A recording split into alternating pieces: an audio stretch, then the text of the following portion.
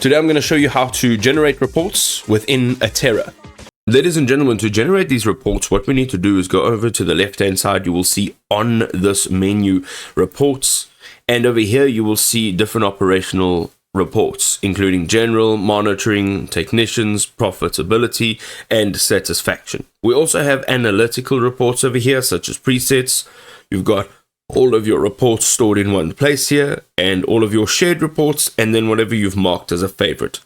Now let's say we're going to go into general and look for these particular reports.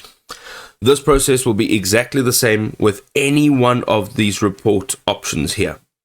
Choose a time period, click on generate. You'll see your generated report over here. Click on export on the top right. Export it either as an Excel spreadsheet, which will be in .csv file, or as a PDF file. Whichever one you choose, you can then open it in the appropriate program.